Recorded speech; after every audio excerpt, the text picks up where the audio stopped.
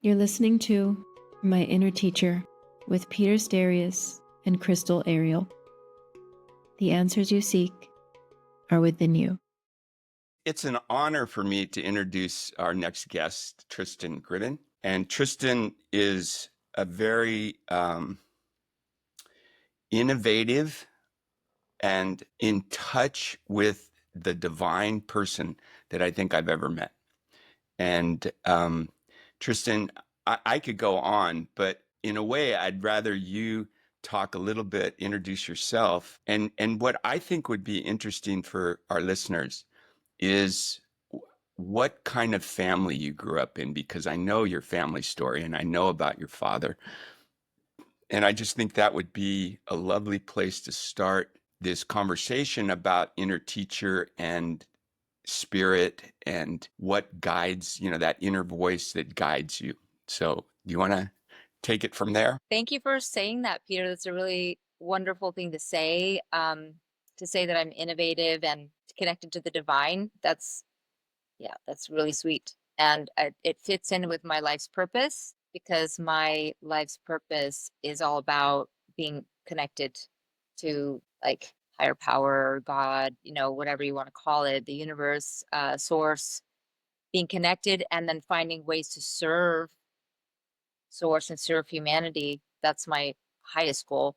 And what a better way to do that than using cutting edge technology. So I started working with immersive technology back in 2016, and it's been a wild, adventurous ride, and very, much of a roller coaster, but very exciting and very fulfilling. So I'm excited about what's happening because things are progressing. The world is, we're moving into I think we're moving into a dawn of a new era where technology will, in the near future, begin to serve humanity better rather than being like a blocker or being like an annoying opposing Overlord. force. Yeah, overlord. Yeah. Yeah, I think we're done with all that.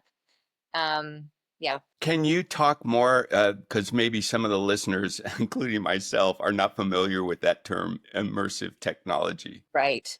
So yes, immersive technology are innovations like virtual reality, augmented reality, mixed reality, and everything in that realm. So I started working with VR in 2016, and I was super skeptical about that. Like, I thought that VR was just for gamers, it's just a toy, it's something that would not necessarily be conducive to a deep, profound state of meditation. I thought maybe it would be more of a distraction or more of a kind of a band-aid, or like temporary relief from mental stress, but not so much something that would really be super meaningful in terms of meditation. But then I started to, with my team, experiment with virtual reality, and we were purists, and we combined pure nature with carefully curated music by Icelandic artists like Sigur Rós and Jónsi and Alex and Oliver Arnalds. And we created these immersive experiences with nature, music, and guided meditations that were very sensitively designed. And what we were able to achieve was like this, what we were looking for to achieve, and what we did achieve, was to create these opportunities for people, whether you're beginner or advanced, to have a truly profound experience, like an aha moment, like a come to God moment. And we were seeing that again and again. And we built a framework and a platform around VR and mobile in the last almost 10 years. And we've been doing corporate wellness and working with hospitals and healthcare and even prisons, rehabilitation centers. And that's been, like I said, it's been fulfilling to know that we can serve people in these times and these places where they need it most. Fantastic. That's really cool. I would like to also go back to even before that, because I've heard a little bit of your backstory growing up with, I think you said something in the nature of hippie parents, and kind of were always, back in those days, pioneers into some of these holistic, environmentally focused organizations. Your father was like a living legend I mean, the way you tell your stories, he must have been a fantastic guy. Can you go back there and tell us more about what it was like growing up with a family that was kind of cutting edge in those days with wellness and the Yeah. environment? Yeah, I mean, I always felt really weird when I was growing up because my friends seemed to have like a white picket fence existence, the mom and the dad and everything really nice. And I had like my parents were divorced, when I was like 2.5 years old. My dad went away to create this hippie commune called the Farm in Tennessee, where they were pioneering natural childbirth, they were pioneering solar power, and they were pioneering radiation detection and like veganism. They were doing soy milk and soy cheese and soy ice cream, and they were doing all this stuff. And my dad What was right. year was that? What year was that roughly? So that was around 1970 when Right. he went out there. And but it was kind of amazing to have a dad that was on a mission, and there was this vision and a bigger picture, and the people that were there were so many incredible like scientists and just intellectuals and really bright people, and they were doing groundbreaking things. They were making handheld radiation detectors, and they were making solar panels, and they were they were doing things way ahead of their time. And the feeling was like, this is this is how we can save our world, and to be like this. And also they were living communally, and they were not using money. They were just living in a very different way. And it's really dear to my heart. Like my dad, because of this movement that he was part of, he took me to a meditation when I was 4 years old on the grass in San Francisco Golden Gate Park. It was a bunch of hippies. They had this Monday night sessions with Stephen Gaskin, and there was a TV crew there. And when I visited my grandparents in Texas, Dallas, Texas, that summer, they're like, "Tris, we saw your dad on TV." I know that clip is there somewhere. I want to find that clip. Yeah. He was holding me in his arms. Yeah. So, and how did he end up in Iceland? So when I called my dad in 1995 and I said, "Dad, I'm engaged. I'm getting married." And I said, and he's like, "Well, where's the wedding?" I said, "It's in Iceland." He said, "Can't you pick somewhere civilized?" I think he had the same vision as I had of Iceland at that time in 1995. It's like, where is Iceland? I know Bjork is from there. Is it like somewhere near Siberia or somewhere near the Arctic Circle? I had this vision of people, swilling alcohol out of bottles and wearing these big fur coats and walking down cobblestone streets, and it was dark. Yeah. It's like it was very Viking, very raw. And I just, so I could see why he would think that, because Iceland wasn't that much on the map except for the Bjork and the sugar cubes, and she was this wild creature, and then I go to Iceland, and my dad comes for the wedding. That's his first exposure to Iceland. He comes for the wedding, and after a couple of weeks of being there, he said, I think he gave a speech at the wedding. He said, "This is the most civilized country that I've been to." Iceland is so amazing. I was immediately struck when I came here in 1985. There's more books published here per capita than any other place. Like practically everyone in Iceland is published in some way or another. So there's a emphasis on language and poetry and writing and creativity. There's a lot of art. There's a lot of music, and there is a lot of culture and like filmmaking, theater. I mean, it's just vibrant and happening. And also there's innovation happening. And so like Iceland has been on the forefront of like there's a company that's doing like they do all this genetic research, or there's also Well, just the energy, the thermal energy. oh Do yeah, you? sustainable energy. Yeah, it's Yeah. it's all sustainable energy. So there's just like Iceland on the cutting edge on a lot of ways, in a lot of levels. And there's a lot of yeah, there's a vibrant culture here around innovation. So it's been exciting for me to learn about that. And I grew up in Palo Alto, and then I ran away from all that. Like the whole Silicon Valley thing to me was like, that is not my scene. I do not want to work for any of those big companies. I want to run as far away as I can. I go to Europe and join a theater company. That's what I did. So I lived in Ireland before I came here. But then all of a sudden I'm wanting to work in innovation. I'm like, this is interesting. And then now I'm like, it's all full circle, you know, Mm-hmm. so Return interesting. is the movement of the Tao. Yeah. Didn't your father have an epiphany after that though, and he decided that he was moving to Iceland? Did I get that part of the story right? He did love Iceland, and I think he would have liked to spend more time in Iceland as he was getting older, but we didn't have that grace. He passed, and but then again, his passing was like the spark of me deciding to really do something with my life and not just kind of drift. And I decided to go all in on meditation at that point because I went through a burnout. I'd been doing a lot of different things during my life, a bit of voiceover, a bit of acting, a bit of, producing, a bit of writing, a bit of working here and there and doing growing organic vegetables. I mean, I'm doing a lot of things, but not really doing necessarily one thing greatly. So I decided all in on meditation after he passed, and that was something we hadn't. Yeah.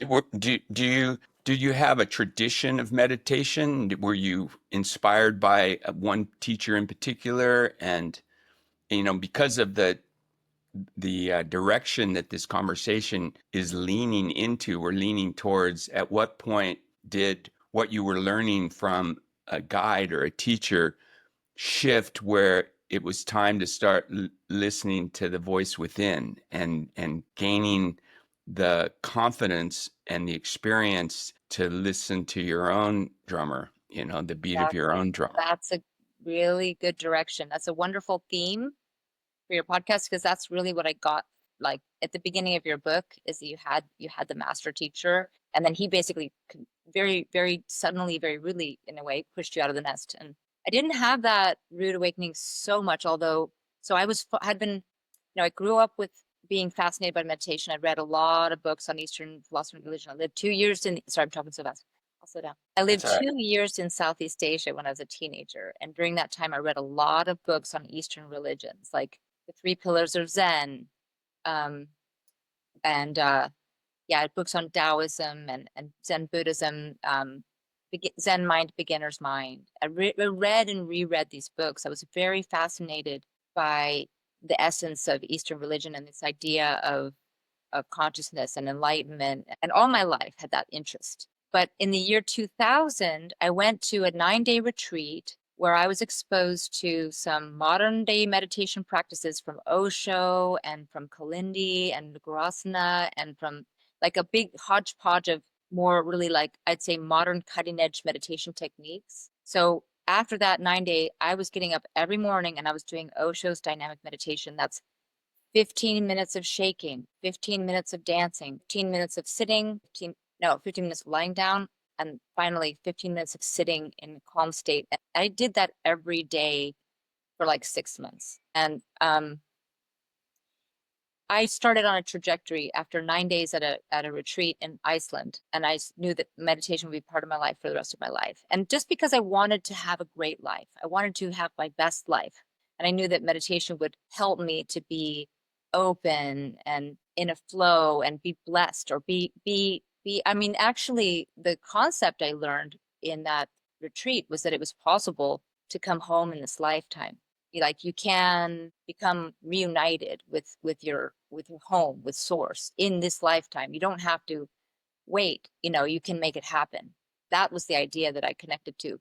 And that also connected to my childhood spiritual experiences because I'd had a visitation and awakening experience where I met Jesus, and there he said that the energy of source or God was coming so powerfully into our planet at this time that I would be able to find my way home because I wanted so much to be with him and I wanted to be with him and his disciples. And I thought that's my place. That's where I wanted to be. And he's like, well, he told me my soul hadn't found its full expression because I'd been a nun in a previous lifetime.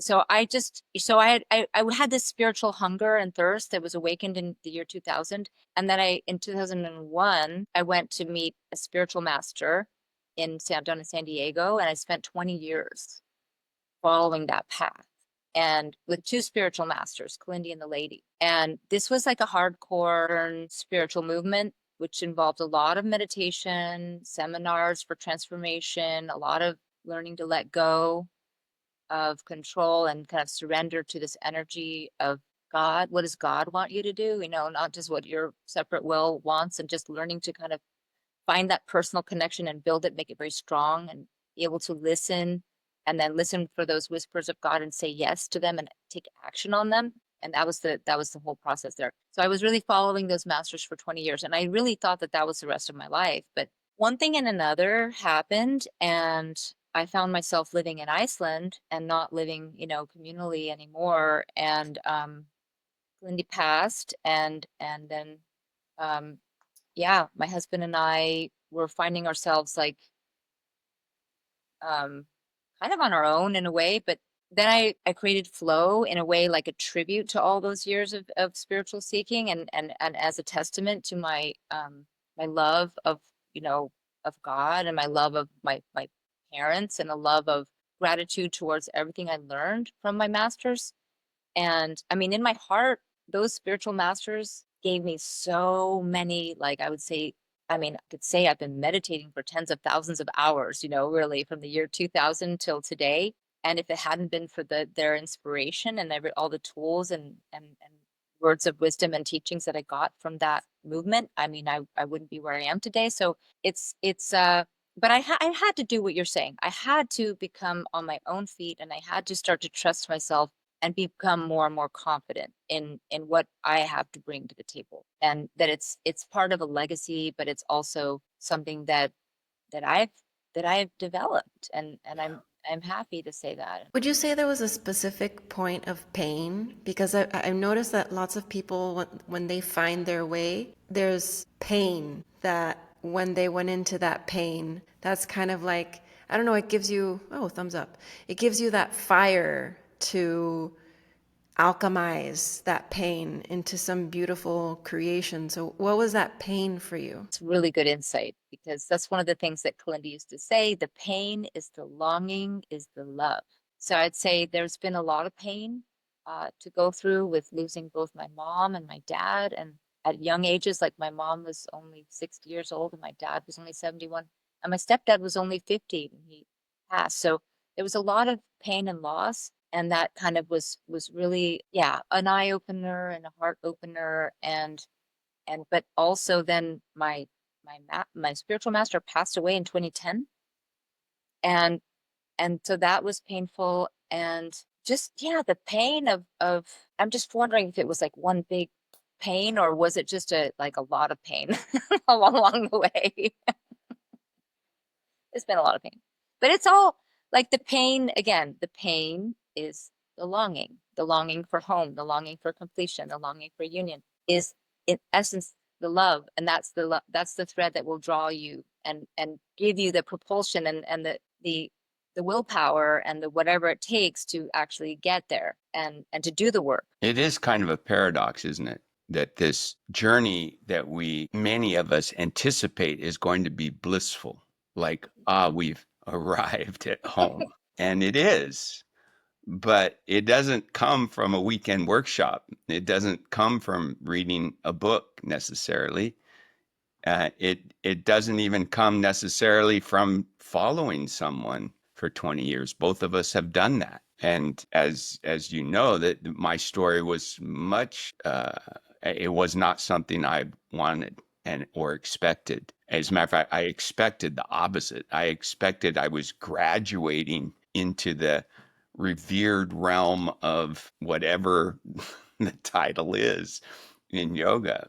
And it was humbling. It dropped me to my knees. I was, depressed for 6 months, trying to figure out what next. And that's the epiphany of realizing, for me, no one's coming to save me. Exactly. No one's going to come and make the hurt go away.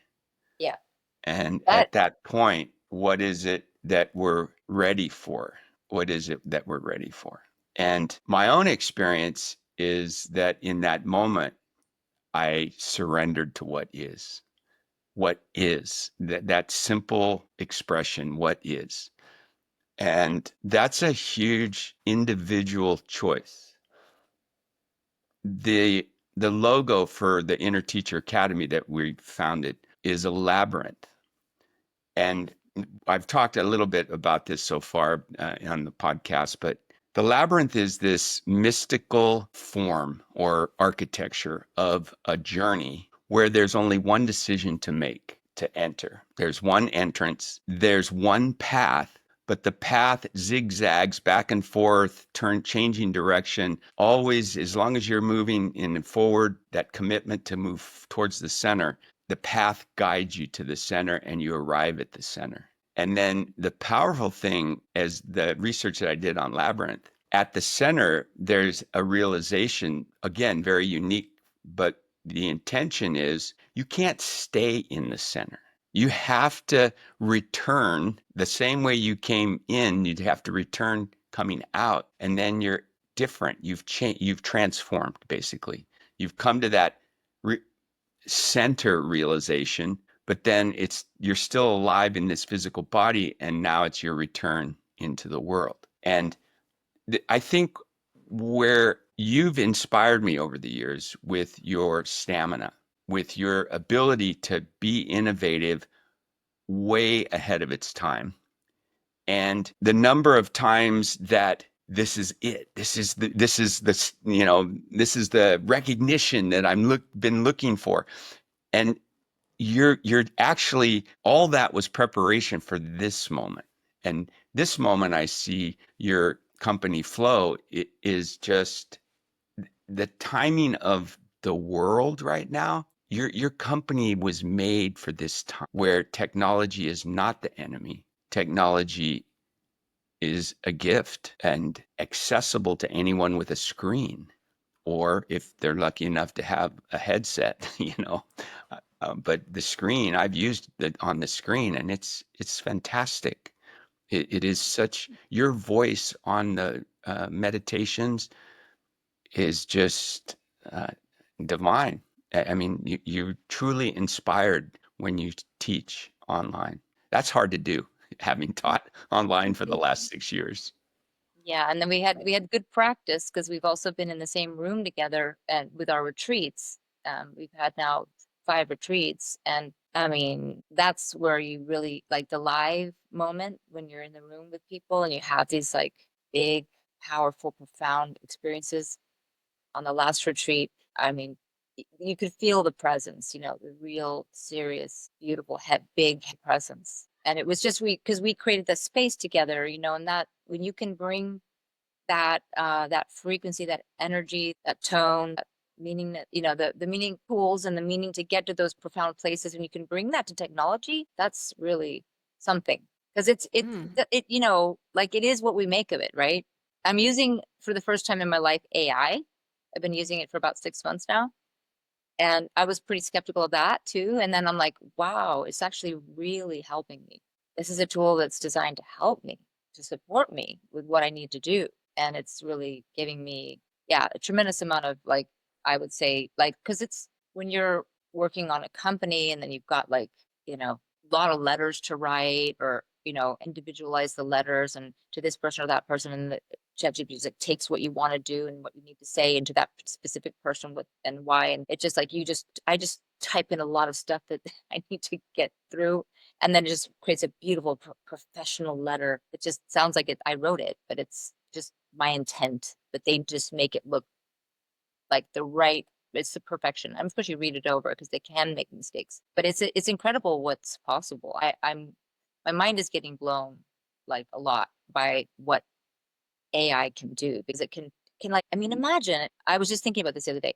Imagine if I had an AI assistant to help me go into my computer and organize my mail, which is, for me, is a nightmare. They can do it like that. Like, these are the only emails we need to keep, and you can put them in these files, and the rest we can erase. Great. I'm sure that's out there. No, Yeah. I mean, I hope so. Any day now it's coming to my inbox. I'm putting it It out there exists. to the universe, to the to the golden AI. Please send it my way. Crystal, do You you know have what's that really on your? cool? I don't use it, but I know Israel uses everything. He's like, he knows so much about AI, and everything that he knows just trickles down to me eventually. And it really is amazing. And it is definitely a way to support. There's a conversation that maybe I'll share with you guys after Maybe you saw it. It's a video that someone put two AIs talking together, and they asked them, "What do you think about the state of humanity?" And then these two AIs are having a conversation about what they think about the way we live life as humans. And it's fascinating how insightful, but also how neutral, objective, and I mean, in the end, they say that, you know, it's quite sad, a lot of the issues that we have. But it just makes you think, like there's a lot of resistance to this technology because of, you know, the yin and the yang. There's the good, or there's the light and the dark. And but focusing on the light, focusing on all of the positive that it can bring, can really make a huge difference to us. Yeah. And You've got to I do that. love what you're doing with meditation and with the virtual reality, because you're doing exactly that. You're taking something that could be seen as something negative. Lots of people say VR is a way for people to leave this reality and go into some fantasy, but it's also a way to help you understand yourself and your inner world better. Yes. Yes. And I've been involved with Virtual Reality and Healthcare Association, IVRA, IVRHI, International Virtual Reality and Healthcare Association. I've been in two major conferences there, which are international conferences, and we're going to have one in Iceland in November. And when you hear the stories of healthcare workers on the ground who are using VR for helping people that are in pain or that are about to be in surgery, and that they don't need as much medication, they're not anxious, they're not you know, in a way disrupting the process. They're going through the procedure with calm and with just like surrender, and that's producing a better outcome for them and for the doctor. I mean, that's in itself, that one use case is very profound, but there are many, many use cases where it can be used. Right now, a flow is being tested at a research hospital in Portugal, where they're testing it for preoperative breast cancer patients, and the study will come out soon. And there's a new journal of medicine that's for immersive medicine, you know, I'll call it that. There's an innovator down in Cedar Sinai in LA. His name is Brennan Spiegel, and he's basically launched a new journal, which is for immersive technology in healthcare, and that, or XR. And this, I didn't know to what extent this they call it, well, there's one research hospital in Nebraska, UNMC, University of Nebraska Medical Center, and they've come up with a new term called XAir. So that's it's a XR with AI in the middle, XAir. So Love that. yeah, it's amazing. Immersive tech with AI, fueled by AI, and how that can actually really support people when they're in their process of going through some sort of a health, um, you know, journey in healthcare. There are a remarkable number of ways that it can support and ease the pain, but not in a way that's just a band-aid, but actually has the power to accelerate healing. Yeah, it reminds me of this conversation that's very in the news these days about plant medicines and using, hallucinogens, herbal, mushrooms, etc., things that are natural, that grow, that traditional indigenous people have used for centuries, and how these states of mind support healing, physically healing and psychologically healing, which in many ways is the foundation of a yoga practice. That the experiences that I've had through yoga have created that mental and physical space to allow the inherent immune system of the body, for both the nervous system for the mind and the endocrine gland and organs for the physical tissues. And just a week ago, I saw online that the current editor-in-chief of Lancet Medical Journal was on, I think, CNN or CBS News, saying that there's been a corruption of medical journals through pharmaceutical influence. This is a guy currently sitting at the head of the Lancet, and that half of the research that has been published globally has been influenced by this corruption, that the effects that are reported in the journals are manipulated. Now, why manipulate? And what is the purpose? And why do, the traditional systems of Western medicine spend so much money on marketing the drugs? And especially here in the United States, it's because of what's known as the placebo effect, which this placebo effect has been co-opted in a way, like, oh, that's not real. It's just, it's mind over matter kind of thing. And then you realize that there is something very powerful that the mind possesses. And this is where, getting back to VR creates this in space, especially the ones that you have, those images of nature on Flow that I've seen. They just put your mind in this spacious feeling of being under a, night sky filled with galaxies or northern lights, and that vibration, that energy of awe that you feel, you can just feel it tickling all the inner sensory channels that my research for my book knows that it connects directly with the endocrine system. And the endocrine system is this master system that controls our mood, our immune system. It just trickles down throughout the entire body. I think the future is so bright for Flow and for you as this incredibly strong founder of a company that has taken 10 years to be where it is right now, and your timing is perfect, which I'm just in awe of. You're Oh, thank welcome. you, Peter. Thank you so much. And maybe that's why we feel like a brother and sister, because I remember when you told me that Manduka took 11 years, I'm like, oh, I still have hope. Yeah. Yeah, Manduka, I didn't take a paycheck till year 8, Thank God I had an architecture practice and a vibrant yoga studio here in California that kind of subsidized it.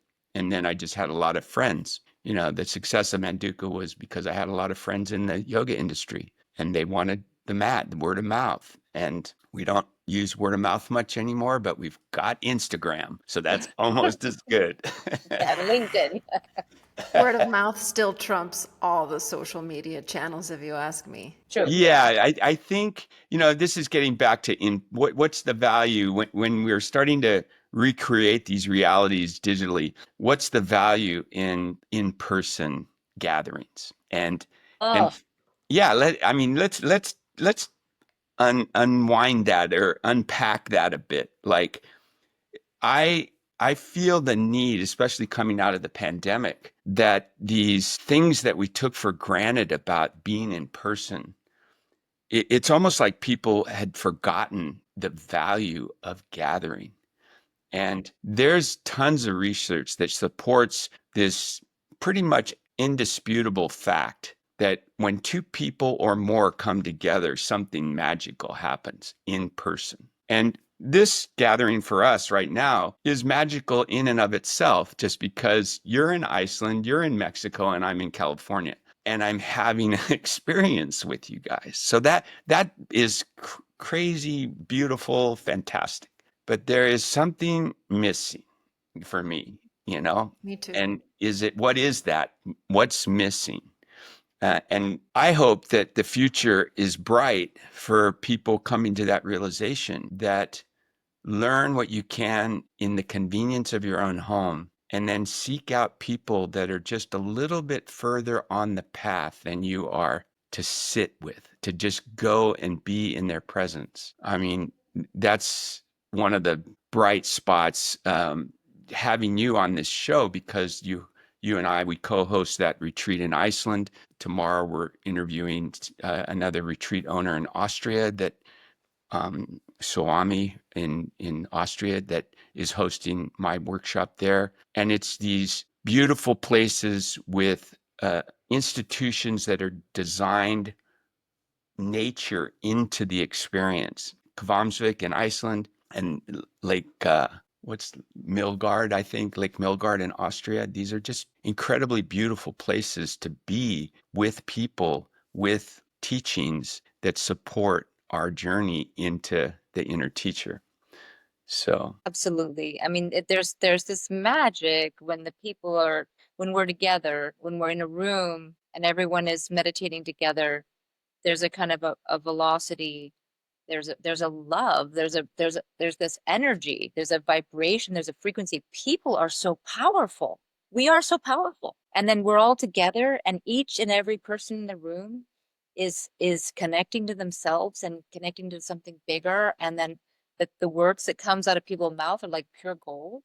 It's really, you can't describe it. You can't, it's beyond description. That presence that comes in the room, that energy and the healing, the spontaneous healing and yeah, I mean, it's off the charts. It's off the charts. And don't they say that people that go to rock concerts and concerts live longer? They like every time you go to a concert, it adds a whole year to your lifespan because you're in that energy, the music, the woo, that ecstasy and that wonder of being all together. Nobody's worried about germs or anything like that. It's like ridiculous. Nobody's Yeah. wearing a stupid, thing on their face or anything like that. It's like, this is great. And it's great for your immune system. And we got to come together. That whole idea of isolation was just a really bad idea. Very, very bogus. yeah. And the US Surgeon General declared loneliness an epidemic Yeah. in the US. So, like, Yeah. loneliness, I think, is one of the biggest pain points, aside from actual physical pain that people experience, because we've been,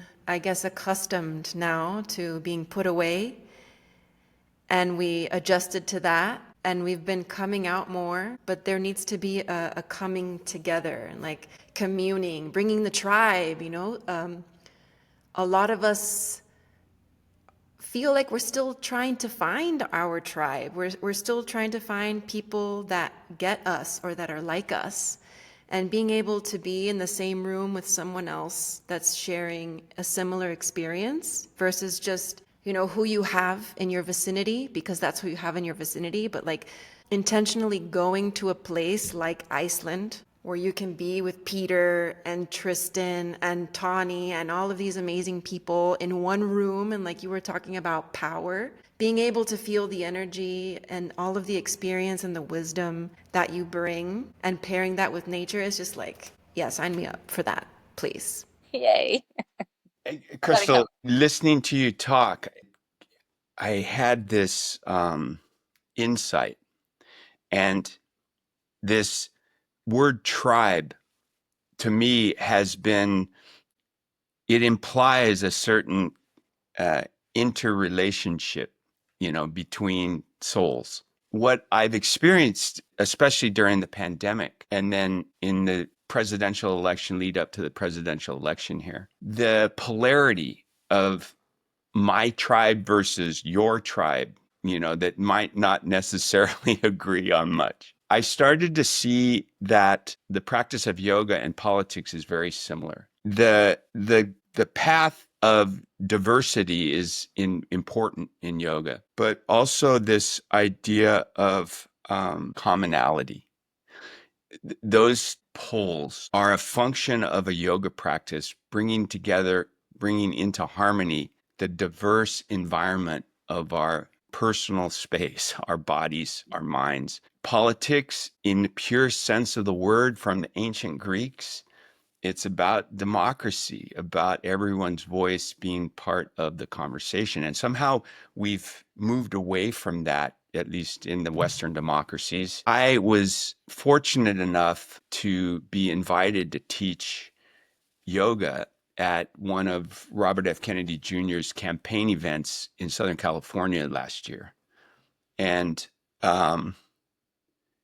it was powerful to meet him and to have a conversation with him, because he did something that many that are familiar with his family and with his uncle and his father, than the politics of them. He did something that you would never have guessed was possible back in that era, that he saw a need to try to hold space for both sides of the conversation, and even to switch parties with an agreement that he is not one party or the other, but he's trying to bring a community together, like a global community together, and speaking his truth. That was such an inspiration for me. And the fact that he was joking with me after this little talk that we had, I just felt how important conversation is. This podcast for me has really been,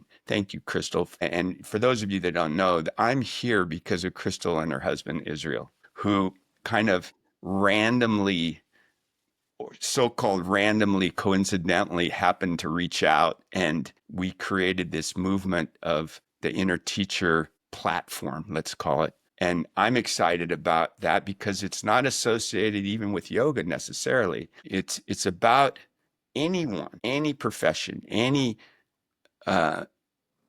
artistic pursuit. When you take what your teachers or what your inspirations have been to a point, and because of the circumstances of that point, through loss, through death, through whatever difficult situations in life present, you're guided, and this is really important, you're guided towards a new direction. And that inspiration, that guidance comes from a deep stillness within yourself. Does it come from an outside source? Does it come from an inside source? Many traditions believe it comes from the gut.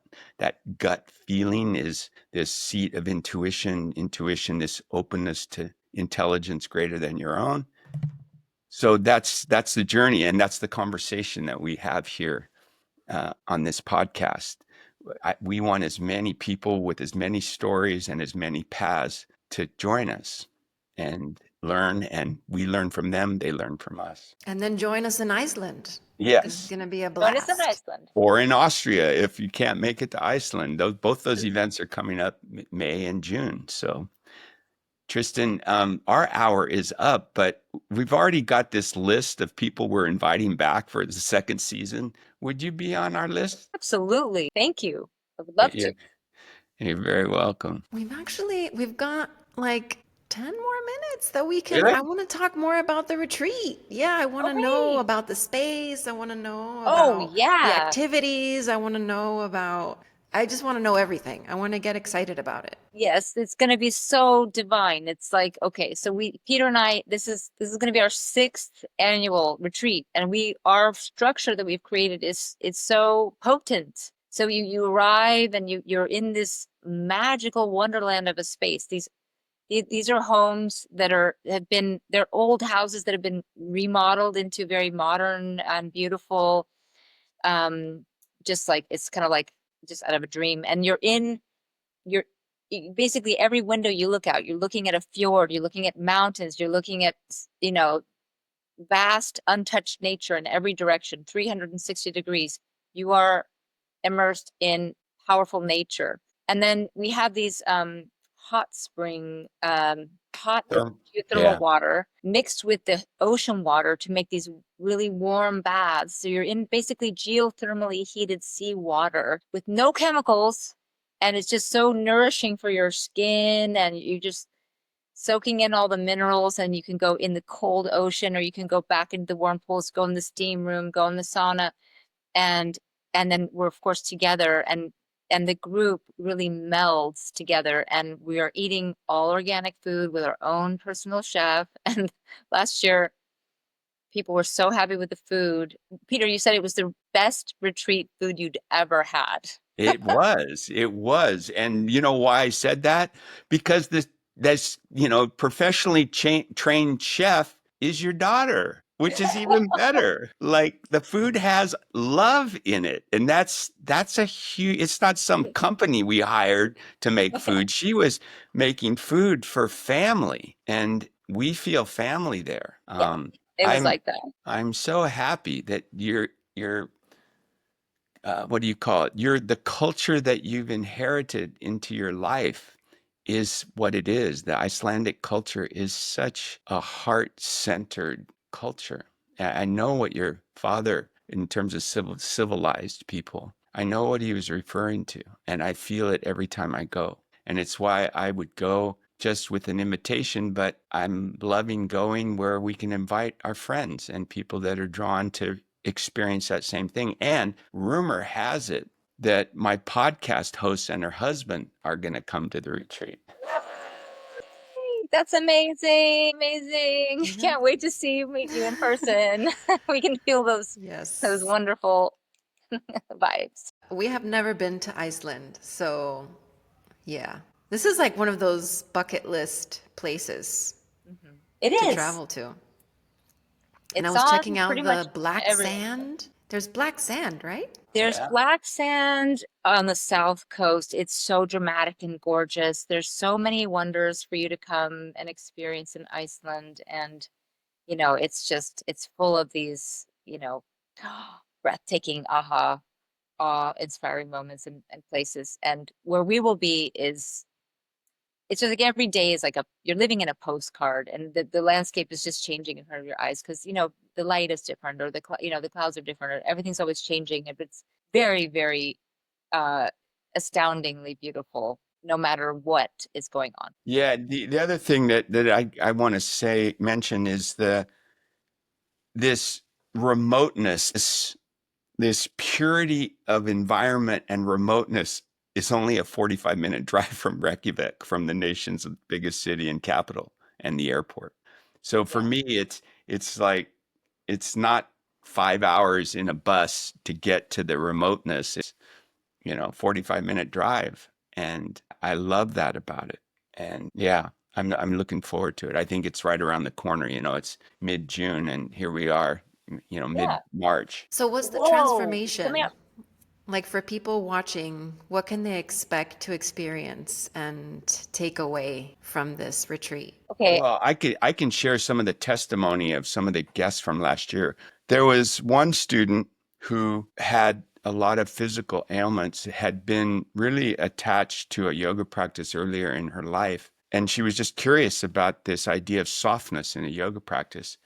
And by the end, at the beginning of the week, she was using props for just about every pose to support her. And by the end, she was not using any props. And at the closing testimony, she shared how she was re-inspired to start her yoga practice again. Her body feels fantastic after just 6 days.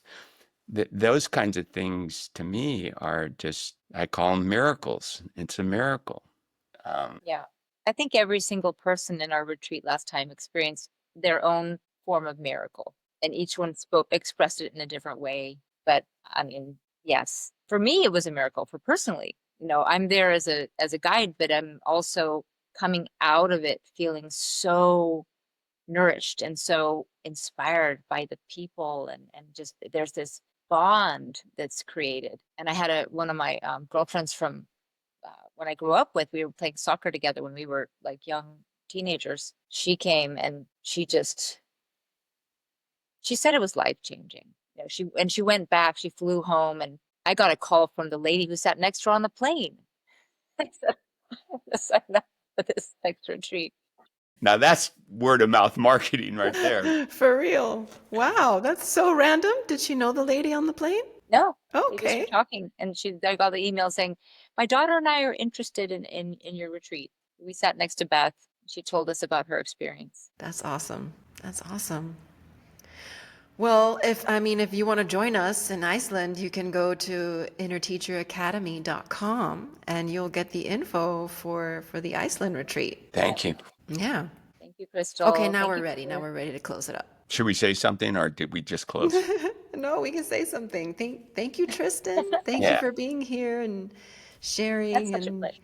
Mhm. It was lovely Wonderful. to learn more about you. Amazing. Thank you for this opportunity, and thank you for creating this My Inner Teacher new podcast. It's just a wonderful idea, a wonderful concept, because as I said earlier in the podcast, the positive energy from the universe, from source, from God is pouring into the planet now, and it's creating an opportunity like never before for each and every individual on this planet to stand up, rise up, and be shining a light, and be very connected, and do and create something beautiful, each one of us. Yeah. Thank you, Tristan. That's it for this episode. Be well and stay open to the teacher within.